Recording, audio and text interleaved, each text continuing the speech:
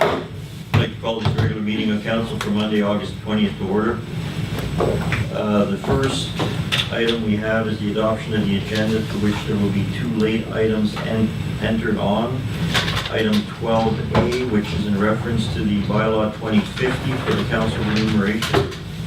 And we'll call 12B the temporary use permit.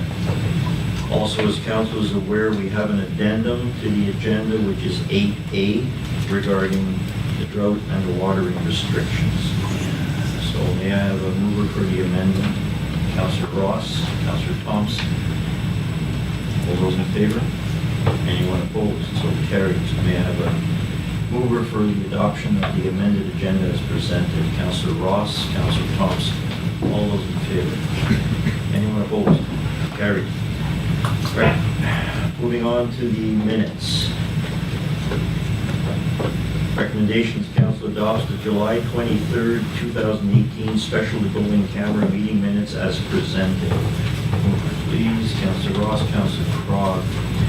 All those in favor? Anyone opposed? So carried.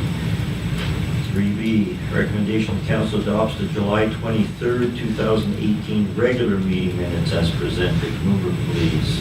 Councillor Thompson, Councillor Butler. Anyone opposed? So carried. 3C, recommendation is council adopts the July 27, 2018 special rolling camera meeting minutes as presented. Councillor Ross, Councillor Thompson. Anyone opposed? So carried. Option 3D, item 3D. Recommendation is that council adopts the August 1st, 2018 special rolling camera meeting minutes as presented. Councillor Ross, Councillor Thompson. Anyone opposed? So carried. All right, moving on to item 4. Registered petitions and delegations. Subject matter is the Danville border crossing hours from Jonah Exner, Commissioner for Ferry County. Yes, sir. First of all, Good evening. good evening. Thank you so much for allowing me to, and there's a few people from the states here that have come up.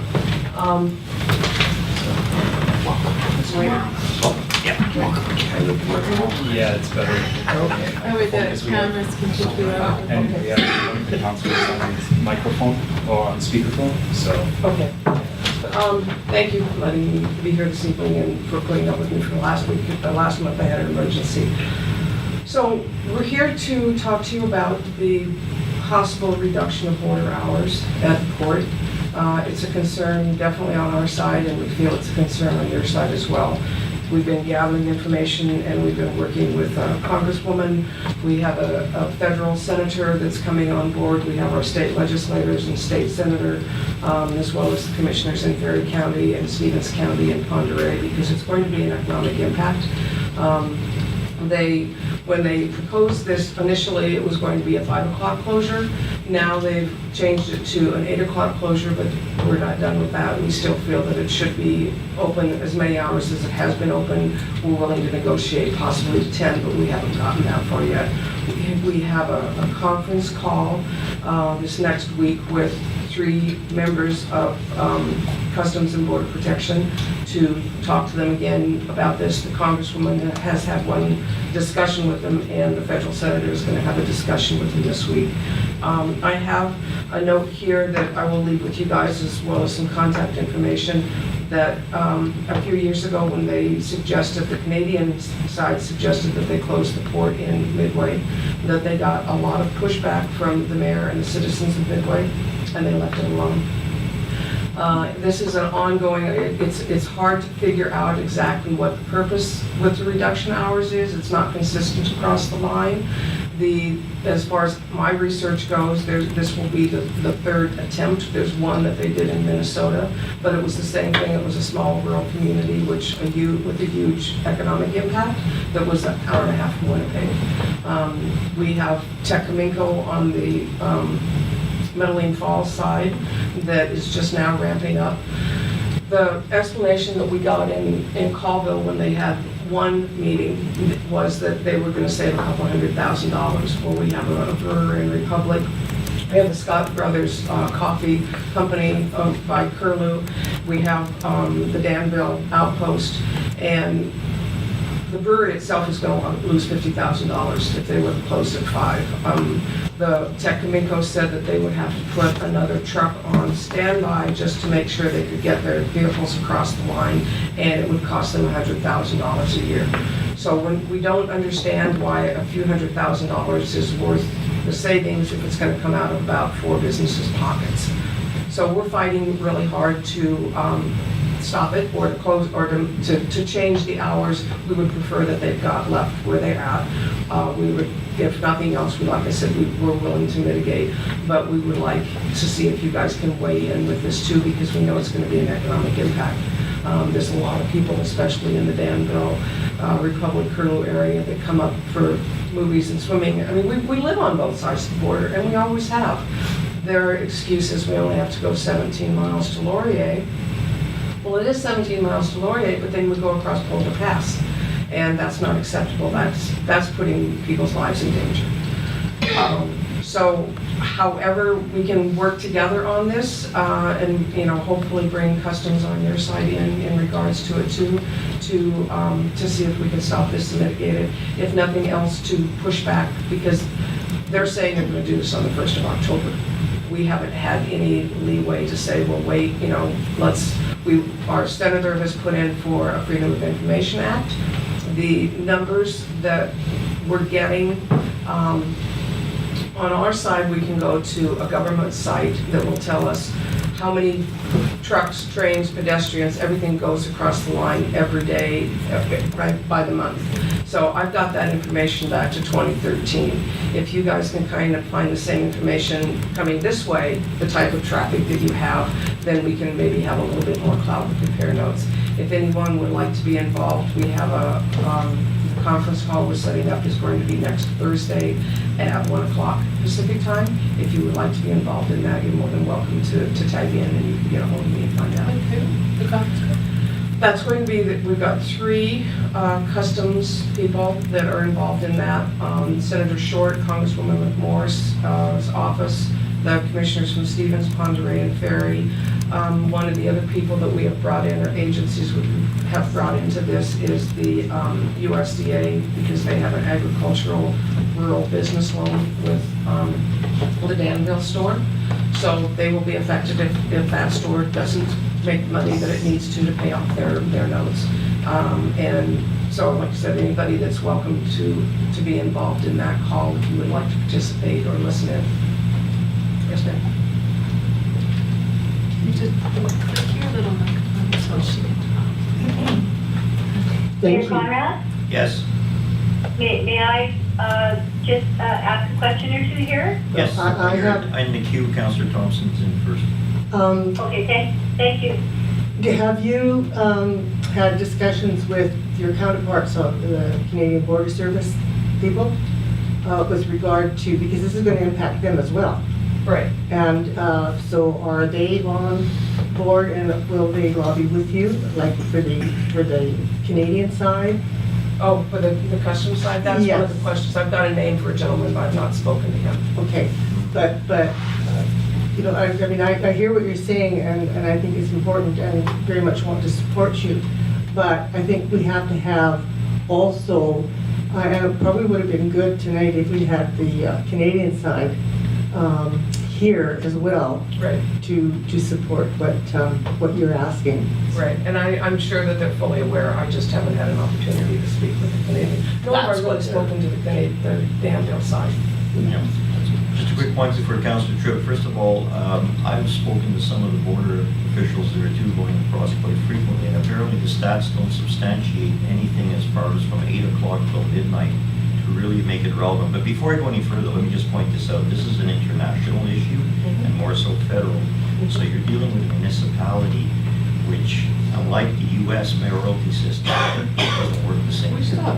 But we can rally or lobby, but to what extent it does, right? But it's important that the Canadian side is on board too, Absolutely. with you. And right now, it doesn't seem that way. Okay. Councillor Tripp. Okay, Go ahead. yeah, hi. Thank you so much. Councillor Tripp here. just not able to attend the meeting in person, but very concerned about this issue. I know there are many, many people who cross the border regularly, and we've had a number of people talking about this in form of, I guess, complaining that the hours are going to be cut. And then I did hear recently in town that the hours were actually going to be extended. So I think you said 8 o'clock? Yes. Correct.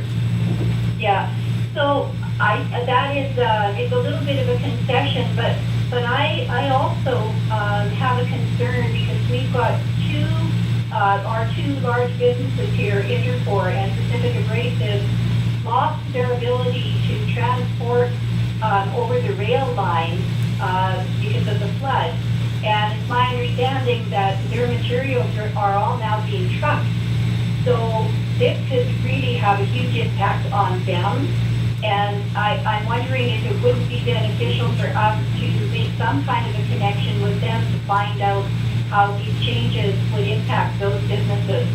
The last thing I want to say is, I'm absolutely for providing some sort of a letter from council or anything that we can do to support you in trying to keep those hours of operation where they currently are. Thank you. Councillor Crog?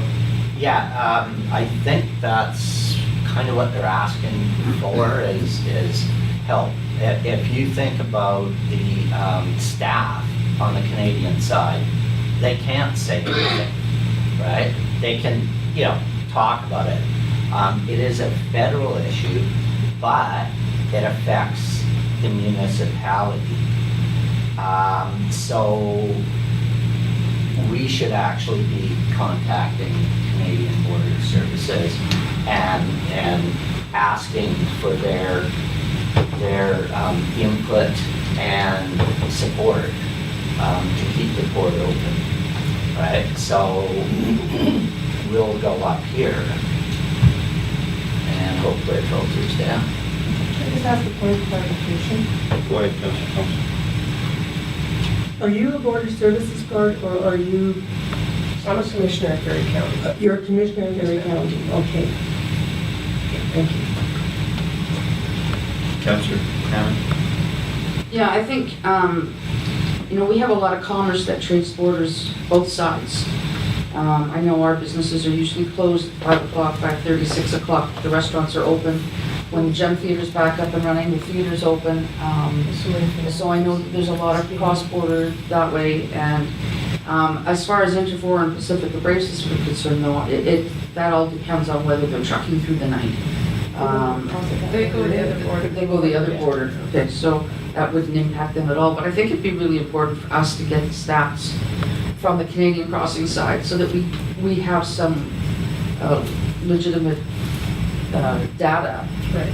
to present on our behalf as far as the numbers that are going. If you could share the numbers coming north with us, and then we can research and find out what the numbers are going going south the other way around. Sure. We'll find out what's coming north. And the numbers that I've got are from March of this year back to 2013 by the month. Yeah. The Freedom of Information Act that the Senator Short requested once requested information from what Mayor Conrad mentioned, from 5 to 8, from 8 to 10, and 10 to midnight, to see, to break it down to see what the numbers are with that, and the number of people, because, our contention is that it might be a few vehicles, but it could be a lot of people. Yeah. Because people do come up and go to movies and different things like that, so that has an impact on families and things like that, because it is going to limit the amount of people who can come. So, yeah, I mean, you're dealing with the senator on south of the border, we could be dealing with our MP and our MLA on the north side. So I think we should just look at the numbers and see where it goes from there, and then see what we can do. Okay, thank you. Councillor Brown? That's something we need to act on quite quickly, though, because if they're planning on shutting it down October 1st, we need to get that information. And I don't know, do we need a motion to get staff to contact Border Services to get that information, or to contact the MLA? Or is that something that they can just move ahead on without our direction? Do you want a motion? Because you're talking federal. Where's you?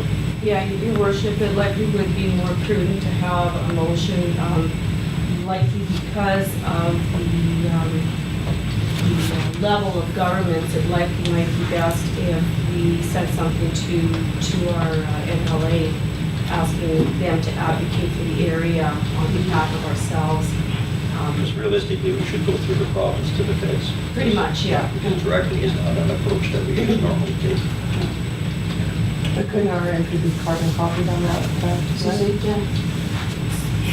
Excuse me, Mayor Conrad? Yes?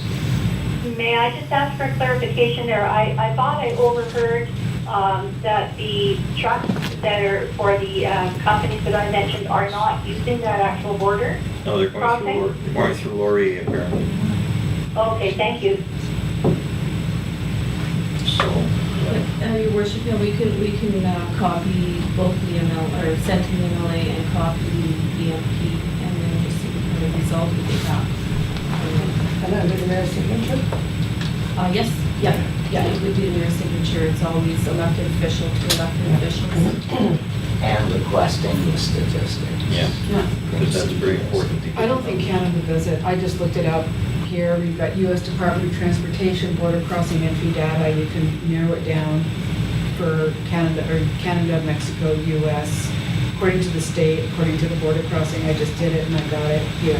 But I don't see it in Canada. Something. So you don't keep a tally of the people that come They may, through? they It may not have it it available. tells you the buses, the passengers, the personal vehicles, the trucks, everything. You have it. Right. Well, I don't see it. I don't think Canada has it. Well, they probably keep. Well, we have, all the I'm time. sure that We have it, but we don't we make have it it, but record. we don't, yeah. Yeah. That's why we have that. Just a quick comment on the conversation that I encountered with one of the border officials on the US side, on your own side, and they had stated that the numbers of the savings were way huger than the amounts you had stated. Similarly, more so for the Canadian side because of the overtime.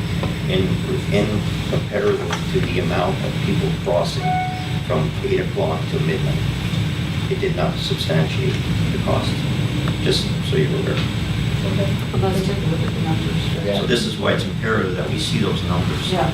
But if I may interject or not, our biggest question with that is it might be beneficial for them to shut down the border, but it's not beneficial for the communities on either side. The economic impact it's going to have on Ferry County and on Grand Forks is huge. And that's what we're looking at, is not so much they're going to save a small amount of money because they're going to have less people working for that many hours and they're going to close the fort down. It's the fact that the impact that they're going to make on the taxpayers and the citizens on both sides of the line. And of course, bearing in mind, those concerns were shared mostly because of the timelines when, especially in the winter months, was a major controversy there. It wasn't so much the summer months, but the winter months, starting in October, where they felt there was so little traffic crossing. So, just information. Councillor Butler. Oh. Go ahead. Robert Alfonso. Just quickly, Mr. Mayor, if this requires a freedom of information request to the federal government, I can see this taking a lot longer than just a turnaround of 6 weeks or something like that. I'm just putting it out there, like any email or any letter we're sending in right now could potentially take months. So, Yeah. Well, we could send a general letter just talking about the importance of border crossing. Yeah, that would definitely be a different story, but like trying to get statistics for the border, that would probably take a while. Which is one of the reasons that we're requesting that they hold off on the October 1st start date.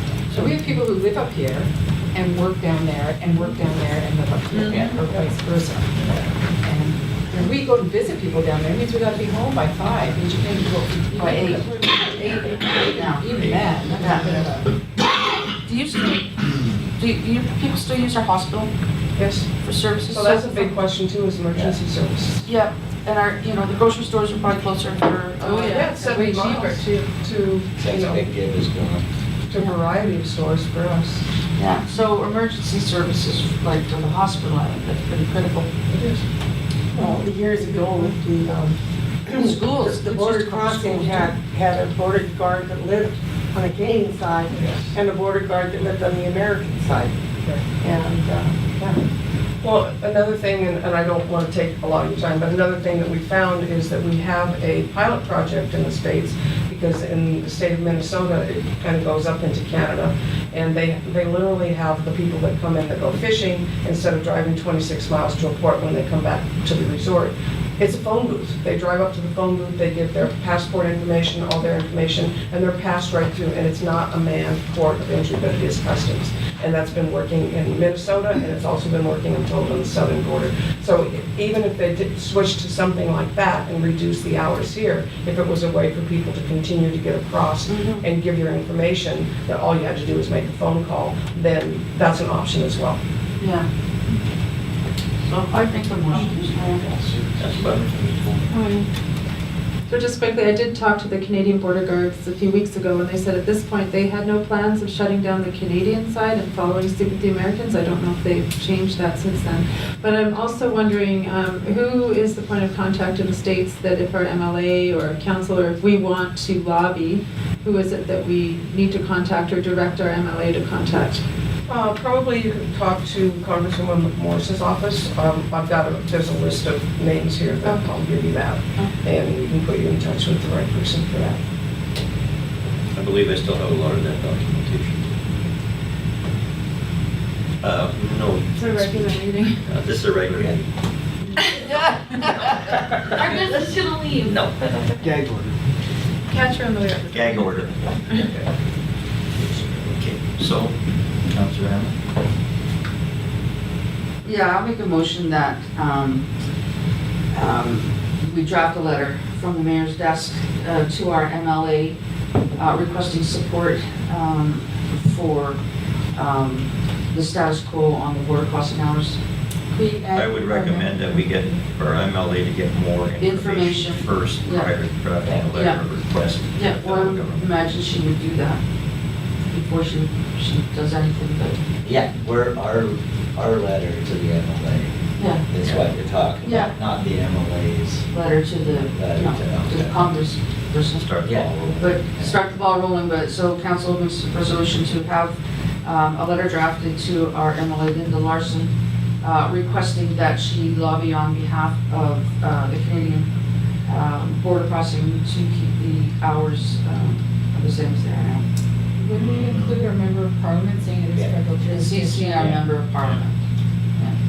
Well, we would rally on behalf of the border crossing, rally on behalf of Grants Forks. City of Grand, yeah, City of Grand Grants Forks. Forks, not on behalf of the border crossing. Right. So the wording is quite. I wouldn't CC Richard Canning, because I would like ask Richard and Linda work together to address the issue. Yeah, I didn't feel that we should go And directly. we might get our response right there then, either yea or nay. It's, Well, that's fine by the me. border's federal, so Yeah. let's go federal. If you want to CC anybody, you could CC Linda Yeah. Larson, but just put both their Yeah, just names up Answer there. their so I wanted to go it's- provincial first, so it's provincial to Yeah. federal. Yeah. So let's go No, to let's, federal. let's do them both. Yeah. Same thing. Separate letters? No, similar. one letter, one letter. Do MLA CC it to Richard County directly? I'll second her motion for discussion. Okay. Discussion. You had it already. I get two. Okay, so don't CC the, Send it to both. yeah, like photocopy it, put a different name on it and send it, but it should be an original request. To each. Any follow-up can be CC to both, right? But it's a respect thing, and it's a federal thing, so. Yeah. Send letter, two different names. Yeah. All those in favor? Anyone opposed? Carried. Thank you very much. Thank you. And Better hurry up and get it back contact across that info. border. They're not closing yet. I know. Petitions to put around town? Yes. Is that what you're? Okay, if you want to just leave it there. Thank you. Thank you. Did you want the information on the cross-border traffic? Yes, sir. Yes, please. I would read it. All we get is standard. Thank you very much. Thank you again for coming.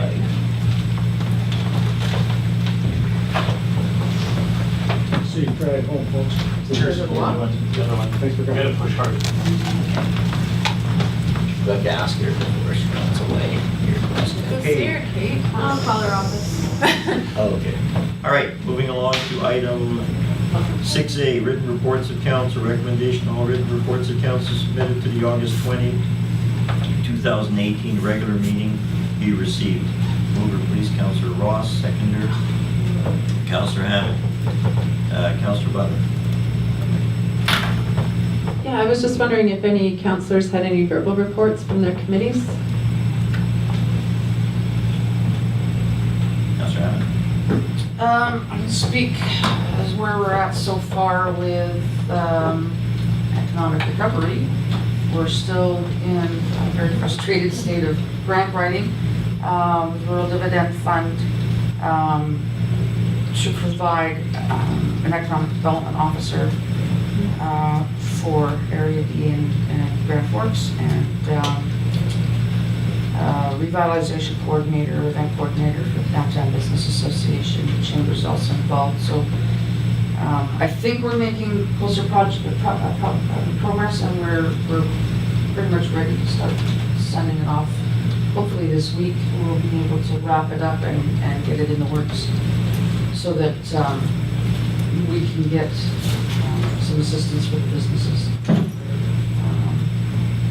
So that's where we're at with that one. I would respectfully ask all councillors in future to make this a written report because This wasn't a written report I know. because I didn't have any Put it in information writing, please, next time, to provide. because this is what the resolution is for written Yeah, reports. I realize that, but I was asked to speak. No, I'm just- I just asked because, I mean, we've got Chamber representative, Phoenix Foundation representative, Kettle River Watershed Management. We've got lots of committees I and know, that's we where haven't been getting. that's where we have the avenue, reports. Councillor, but like you do yourself, you're on a committee to rec committee. Yeah. You always put it in your reports, so. Yeah, but I know we've had meetings of these other We committees. don't always have time to write the reports, you know, I didn't read my notes and. Should just be going to sometimes meetings it's just for running, I reports. just didn't write. All right. Okay, all those in favor? Anyone opposed? Carried. Report from council representative to regional district at Kootenay boundary, that would be myself, but I have no reports because I was not attending. I had my alternate attend. Unfortunately, because of my incident, I was not able to attend. When did I attend? Don't remember. I didn't look at my notes. I've been really, it's been a very busy month, I just didn't bring my notepad. And I did write a report for that last meeting that I did attend. Okay. It was in the report of the meeting that I missed, but I wasn't here, but my report was.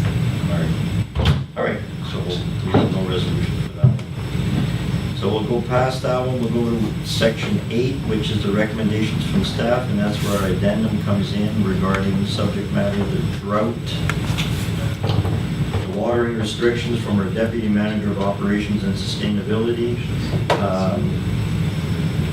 We have some more on this. The city staff received a call regarding drought levels 3 and 4 stages anticipated for Grand Forks and area.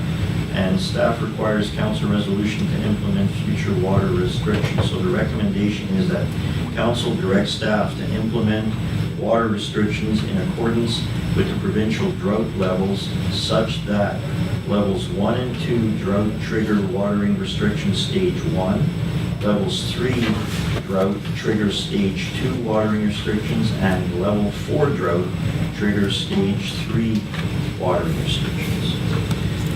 And we'll go over first, Councillor Ross, Councillor Hammond, Councillor Butler. The mic's on. Sorry. Thanks. So this afternoon, I phoned the Kettle River Watershed Authority to see what their recommendations were moving forward, what they've discussed at their meetings, and how they feel about the drought reported by the province. And they've driven around to the different sites where river levels are monitored and taken a look at the river, which is lower. Jessica Mace is on holidays right now, so I believe the girl's name is Nicole that I spoke with, and she directed me to this drought portal, and I sent everybody out the attachment that shows right now our aquifer. It came through an email. Yeah. You check your emails, yeah. Oh, yeah, I did. Our aquifer right now, the levels in the aquifer are actually above normal for this time of year because of the flood that we had. Our aquifer hasn't dropped at all. It's higher, much higher than normal. Our groundwater is less than 2 meters below the ground. And even though the rivers are lower, our wells aren't drawing from the river, and the Kettle River Watershed Authority felt that farmers that are drawing from the river are impacting the river, but the deeper level wells are drawing from the aquifer. Even though they're both interconnected, the recharge level is slower to get into the river. And right now with fire season, you know, I'm really in support of the provincial recommendation that people keep a 30-meter green belt around their house. If we have embers start falling on this town like it's happening in other communities, that can be a very dangerous situation. And going down to watering twice a week, or people just shutting off their water and not watering altogether. We already have a very low humidity in the valley, as reported by our fire chief in his last report, and we need to keep this valley somewhat green to prevent any type of fires from starting. Councillor Thompson and Councillor Ross. Then Councillor Tripp. I don't think that council is being asked to pass a resolution to go into stage 3 or 4 at this time. But should that arise, then council or management is asking for the authority to implement that. And I don't have a problem with that. Correct. That's exactly what the resolution is. Just directing staff to form the proper watering restrictions according to what the levels Right. dictate. So, My bylaws. Go ahead, Councillor Ross, and then Councillor. Thank you.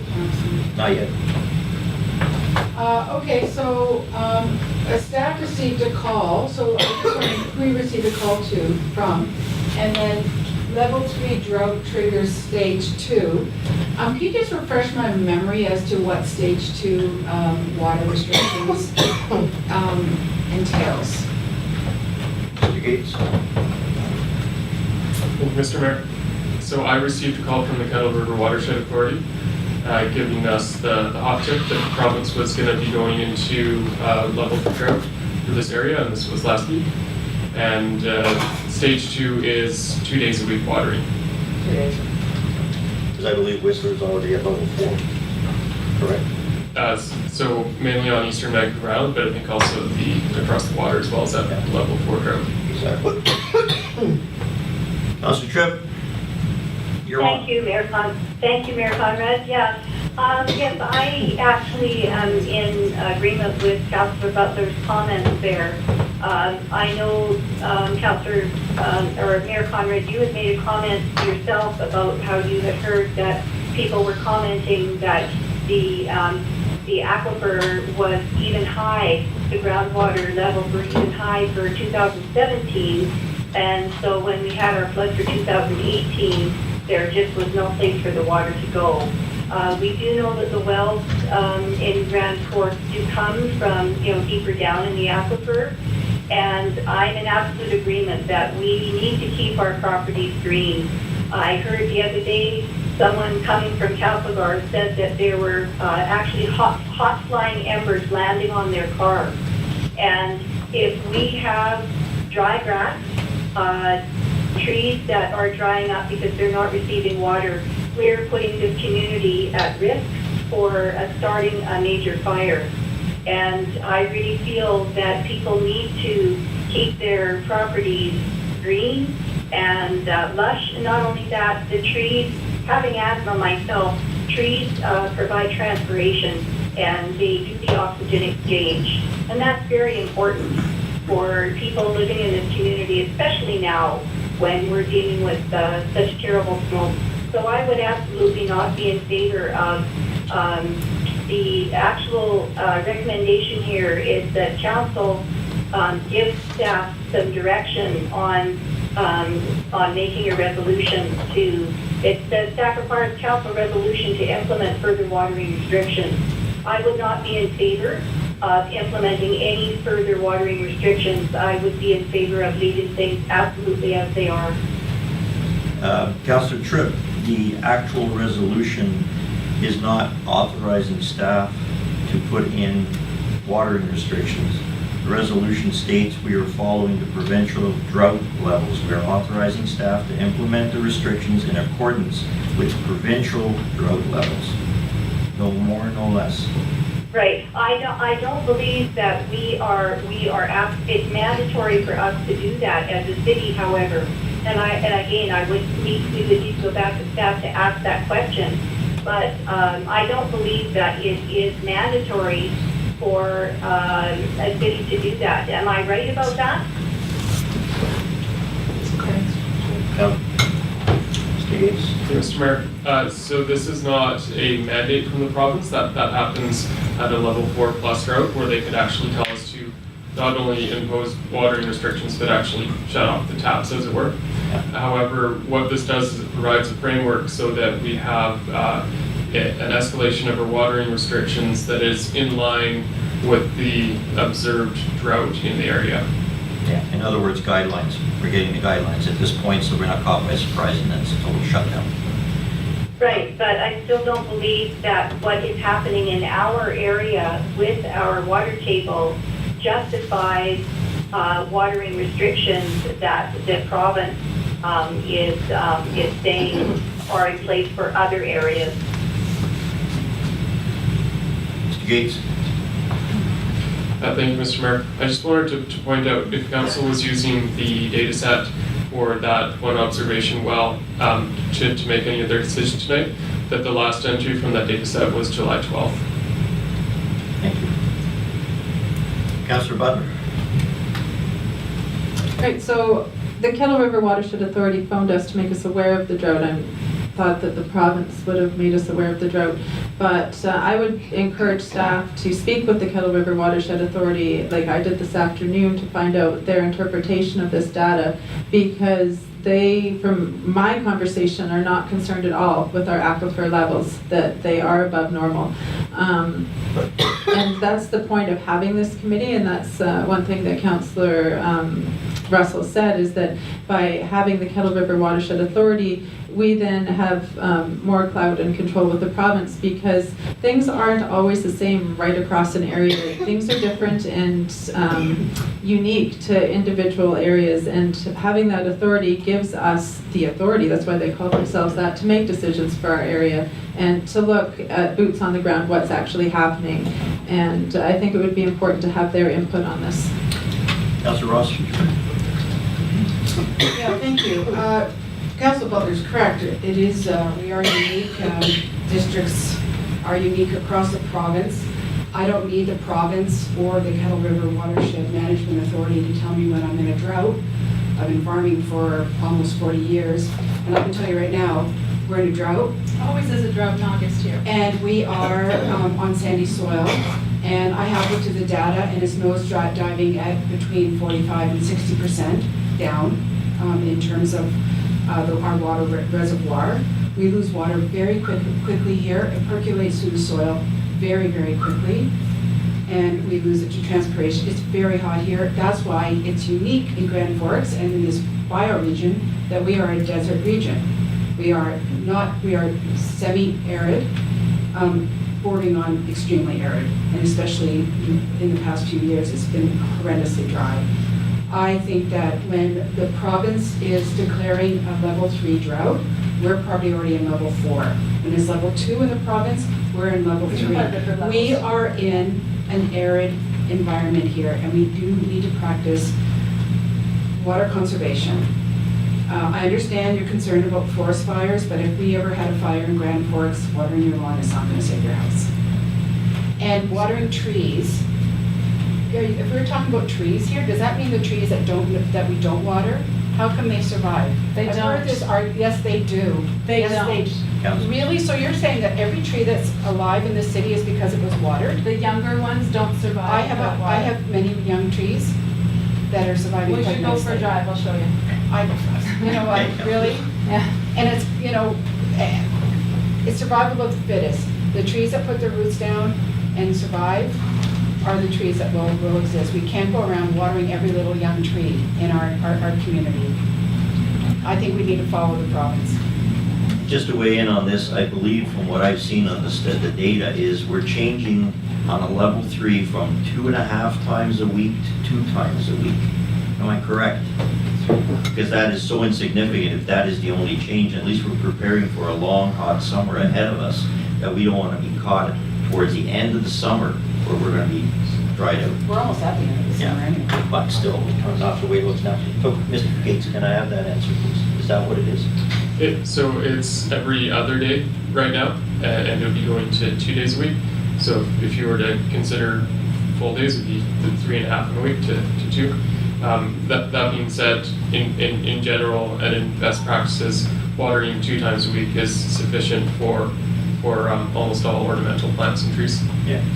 And I think there's a more element of danger with all the unmowed fields that are going brown, which are not being sustained by whoever it may be, the owners. Whereas a person's lawn, I don't think it shows significant enough that it could catch on fire if there were some embers flying, because then you could always go with a hose and put it out. Councillor Butler. Well, our fire chief disagreed with you last time he talked on this. He said that the dry short grass also catches on fire and moves as well. But I'm glad that you guys are, you know, not concerned about a flood next year, because obviously if we were to use too much water right now, the flood would recharge it in the spring. So I'm glad that you're so sure we're not having a flood next year. I'm sure people will be happy. That makes absolutely no sense. It's just gonna recharge next spring. Okay, so we have a motion on the table. I have no idea what my Councillors, we have a motion on the table. All those in favor of the motion as it reads? Anyone opposed? Councillor Butler? Yes, I'm opposed to that. Okay, so Councillor Butler and Councillor Tripp are opposed. The motion carried.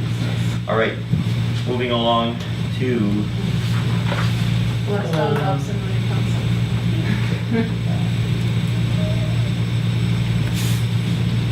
nothing on 9, no information items. Okay, to bylaws, 11A.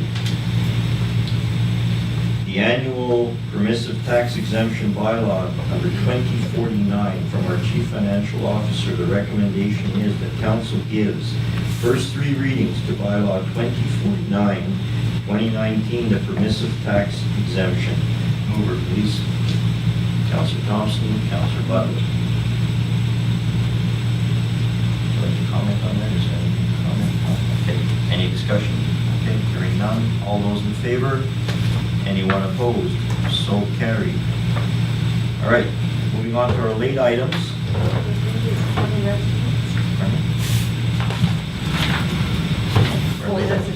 Okay, late items are 12A and 12B, which we will address right now. The recommendation is that council selects an option for the 2019 annual remuneration amounts to be included in council remuneration and expenses bylaw number 2050. And so you have the options in front of you as a background history. Oh, Mr. Mayor.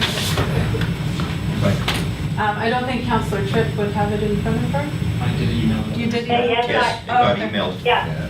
Yes, thank you. I do have it in front of me. Thank you.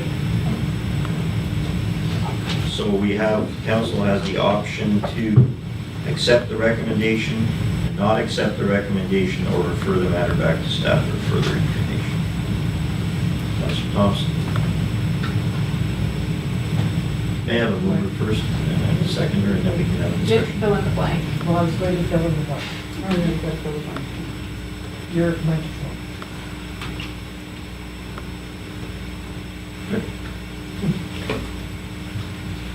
I would move that council selects option 2 for the 2019 annual remuneration amounts to be included in the council remuneration and expense bylaw number 2050.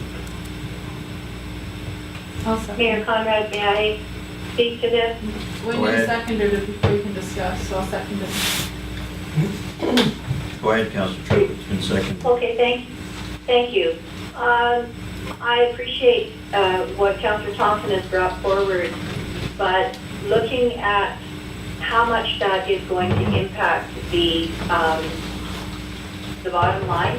Right. You're looking at over 15 grand. Yeah. If you increase in expense to the city, if you take option 2. So I would not be in favor of option 2. I think that that's putting too much of a burden on the taxpayers, and I would prefer to go with option 1. I will concur that, Councillor Tripp. Also, my recommendation would be option 1, due to the fact that the present council has been running on a 7-year term with the same stipend, because the previous council did not change the remuneration either. So you're gonna agree to keep it the same? My recommendation would be either keep it the same or go to option 1 at the maximum. That's what I'm saying, it hasn't been increased in 7 years. Exactly. But you still don't want to increase it. And we were running fine. Councillor Ross? Thank you. Although I can understand Councillor Thompson's reasoning for going to 2, I really would only support option 1. We had a discussion this morning at the Committee of the Whole about this. And when you look at the training we get through the LGLA, through Benty, who came here, this is it's not meant to be a full-time job. If you're working full-time as a counselor, then you're sticking your nose in business that you really shouldn't be sticking your nose into. It's a part-time commitment. This remuneration is, when you stick to your job description, it's not a lot of money, but when you set boundaries and you keep to your agenda and what you're meant to do as a counselor, and that you get wonderful training on top of that. This doesn't include the training and the conferences that we attend at the expense of the community. I really think that 1, with a 2.5 cost of living increase, I'm going to be supporting option 1. Councillor Crocker? Yeah, I want option 3, which is let the new council give themselves a raise if they want to. Yeah, exactly. Just like we did. Is this one? We didn't, Exactly. we never did. even looked at it, never even came to the table. Well, it was an option that our former CEO represented, recommended to ourselves that we could do. And never implemented, because how could you sit in front of a public and say you're going to give yourself a raise? Well, that's why it's supposed to be done by the previous council. Exactly, and the previous council for us did not do it either, And we so. discussed it in our first year. Yeah, we had 3 months in our first year, we had 3 months to be able to implement giving ourselves a raise, because according to legislatively, it works for 3 months. Nope. Mayor, just in checking with my CFO here, the current bylaw reads that it would increase by the amount of the CPI. So council has in the past, over the last 7 years, it always has gone up by the CPI for Canada, I guess, or BC? For Canada, for the Canadian CPI. So this year, this is about a 2.5% increase. So council wants to simply, the reason why the bylaw is coming forward isn't just that. There's also 2 or 3 policies that contradict each other. So we're trying to fix other issues with this new bylaw, and we do need from council an option or an amount that we can put in there. So just don't let it go aside. So option 3. Which is basically option 1. Option 1. Go ahead, Councillor Thompson. As we read the motion, I hear what everybody's saying, and I have great respect for that. But I think I agree with Councillor Cron. If we're not prepared to make any decision, let's leave it at the status quo and let the new council elected. They've still got, the election is in October, so they've got November and December, which should give them ample time to come to a decision whether or not they want an increase. So I'm prepared with the consent of the seconder to withdraw my motion. Councillor Hammond? Yeah, I would be in agreement of option 1, because I feel that when we were elected and came in, the last thing we wanted to do, and we only had 3 months to do it, so it would have been one of our very first decisions, was to give ourselves a raise. And I think that any new council coming in is gonna be in the same position. They're getting their feet wet, they're learning, and they're not gonna wanna create an issue by giving themselves a raise when they come in. I think 2.5% increase is fair considering, I don't know, cost of living, whatever. It's not very much money. It works out to a total of $3,400 over the course of the year. And I think we'd be doing the next council a good service by making this decision now and not having to make them give themselves a raise. It's not $3,400 each, it's $3,400 all. Altogether, yeah, that's what I said, total $3,400. Councillor Butts? But from what Daniel just told us, that's gonna happen automatically anyways. Yeah. Whether we make that decision or not, they're going to get their cost of living increase which will result in the exact same thing as if we voted for option 1, so it's kind of a moot point. So we had to move or withdraw. I'd like to move that we, I'd like to propose that we instate option 1 and just save the new council the headache of having to visit this. I'll second that.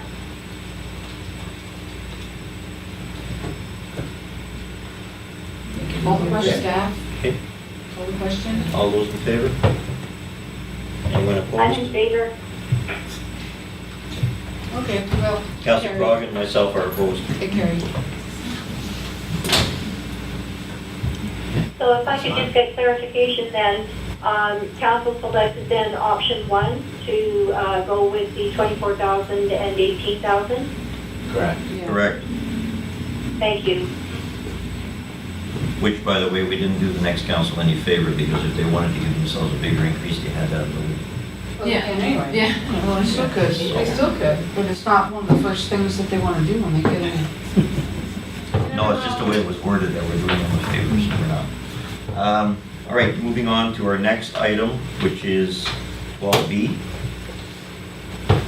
All right, and this one is broken down into 3 separate resolutions. It's in regards to the temporary use permit. First one is that council directs staff to proceed with the statutory requirements for public notice respecting a temporary use permit application for a tiny house on wheels, PUP 1802, proposed for 6379 12th Street, Lot A, Plan KAP 87507, EL382, PID 027-648-273. Over, please. Councillor Crog, Councillor Ross. Discussion. Hearing none. All those in favor? Anyone opposed? So carried. 12B2, that council directs staff to prepare a draft temporary use permit that considers adequate flood management servicing, building code, and bonding requirements. Movement. Councillor Ross? Councillor Thompson? Yeah, I didn't, We discussed this we this didn't morning. get this, yeah. Yeah, there were 3 bullets. They weren't broken down into resolutions because it was committee of the whole. It was for discussion purposes. We had the 3 bullets. So, is Item that B. just one motion? No, separate motion, because there they were put down as bullets, so we're talking right now as a resolution for item B. It does look like one motion. Yeah. Yeah. Can you scroll up a little bit? Okay, we can make it 3. Look, it looks like it's 3 parts to the same motion. Your worship, it's a bit cleaner because there's actually 3 different directions here, and so staff's recommendation was to break it out into 3 motions. Okay, so do we have a mover and a seconder? Yeah, So we already did that. yeah, so any discussion? All those in favor? Anyone opposed? So carried. And our last one is that council waive the $750 temporary use application fee as part of the city's recovery program to help flood victims in the city. Councillor Ross, Councillor Crog. Discussion. All those in favor? Anyone opposed? So carried. All right.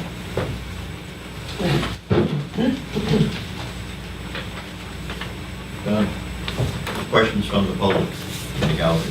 Always bearing in mind, please, like always, regular meeting, subject matter. So, I was busy with the stream and issues. Les Johnson, GFTV, .ca, taxpayer, and unfortunately, I'm on Sea on Water, so I'm curious.